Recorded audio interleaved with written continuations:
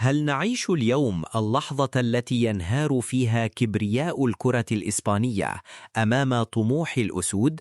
وهل تحولت الملاعب إلى ساحة لتصفية حسابات الهوية والانتماء؟ ما يحدث الآن في كواليس الاتحاد الإسباني لكرة القدم ليس مجرد قلق عابر، بل هو زلزال مدمر ضرب أركان الصحافة في مدريد وبرشلونة. تخيلوا أن الفتى الذهبي، المعجزة التي سخرت لها إسبانيا كل إمكانياتها، لامين يامال، يضع الماتادور في مأزق تاريخي قبل المونديال. الأنباء التي تتحدث عن صدمة داخل أروقة لاروخا ليست مجرد إشاءات، بل هي انعكاس لواقع جديد يفرضه المغرب بقوته الناعمة. وفي الجانب الآخر من القارة، قرار مغربي مفاجئ برفض طلب رسمي من الجارة السنغال يقلب الطاولة ويطرح تساؤلات كبرى. لماذا قرر المغرب أن يقول لا في هذا التوقيت بالذات؟ هل نحن أمام إعادة تشكيل لخريطة النفوذ الرياضي في إفريقيا؟ ابقوا معنا، لأن ما سنكشفه في الدقائق القادمة من كواليس غرف القرار وصدمة الإعلام العالمي سيغير نظرتكم تماماً لما يجري خلف الستار في عالم الساحرة المستديرة. الحقيقة التي تحاول الصحف الإسبانية مثل ماركا وآس التغطية عليها بعبارات دبلوماسية هي حالة الذعر الحقيقي من فقدان الجوهرة لامين يامال. رغم أن الفتى مثل إسبانيا، إلا أن التقارير الواردة من محيط اللاعب ومن داخل أروقة الاتحاد المغربي تشير إلى ضغوط نفسية هائلة وصراع هوية لم يحسم بعد في قلب الشاب. الإعلام الإسباني يعيش حالة من الانهيار، لأنهم يدركون أن القوانين الدولية أصبحت مرنة، وأن نموذج إبراهيم دياز لا يزال يطارد أحلامهم.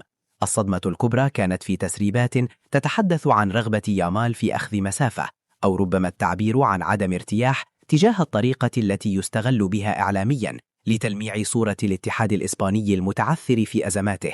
هل يمكن للأسود أن يخطفوا القلب بعد أن خطف الجسد؟ هذا السؤال هو ما جعل الصحافة الإسبانية تشن هجوماً استباقياً، محاولة تصوير الأمر وكأنه خيانة، بينما هو في الحقيقة بحث عن الجذور التي لا تموت. وفي سياق متصل، وبينما ينشغل العالم بقضية يامال، خرج المغرب بقرار سيادي رياضي صدم المتابعين، وهو رفض طلب تقدمت به السنغال بخصوص ترتيبات معينة لمباريات أو معسكرات تدريبية، أو حتى استضافة مشتركة لفعاليات. هذا الرفض المغربي للسنغال ليس نابعاً من خلاف، بل هو تأكيد على الريادة المغربية الجديدة. المغرب الذي فتح ملاعبه لكل إفريقيا بدأ الآن يضع شروطه الخاصة وفق أجندته الوطنية لتحضيرات كأس إفريقيا 2025 ومونديال 2030. هذا التحول من المستضيف المضياف إلى صاحب القرار السيادي يورث القوى التقليدية في القارة، ويجعل الجميع يدرك أن الرباط أصبحت هي العاصمة التي تقرر مسار الكرة في القارة السمراء. السنغال التي كانت تعتبر نفسها الشريك الأول وجدت نفسها أمام واقع جديد، المغرب أولاً والجاهزية الوطنية فوق كل اعتبار. ماذا يعني هذا الانهيار في الإعلام الإسباني؟ إنه يعني ببساطة أن المركزية الأوروبية في كرة القدم بدأت تتآكل.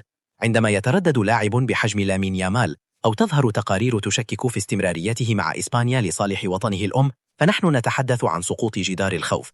الصحافة الإسبانية لا تهاجم يامال لشخصه، بل تهاجم الفكرة، فكرة أن المغرب أصبح قوة جاذبة لا يمكن مقاومتها. إنهم يرون في أكاديمية محمد السادس وفي النجاحات العالمية للأسود خطراً داهماً يهدد مستقبل منتخباتهم التي تعتمد بشكل كلي على المواهب المهاجرة. الانهيار الذي نراه في الشيرينغيتو وغيره من البرامج ليس إلا صرخة ألم أمام واقع يثبت أن الانتماء لا يشترى ببطاقة أوروبية. وفيما يخص رفض المغرب لطلب السنغال، يرى المحللون الجيوسياسيون أن المغرب يرسل رسائل مشفرة مفادها أن الشراكات في المرحلة القادمة ستكون مبنية على الندية والتبادل الاستراتيجي، وليس فقط على المساعدات الرياضية. السنغال التي تملك نفوذا كرويا كبيرا اصطدمت بحزم مغربي يعكس رغبة فوز لقجع ومن خلفه الإدارة المغربية في التركيز التام على مشروع القرن. هذا القرار أحدث صدمة في الصحافة السنغالية أيضا، التي كانت ترى في المغرب العمق الاستراتيجي الدائم. هل هو جفاء عابر أم أنها إعادة صياغة لتحالفات داخل الكاف؟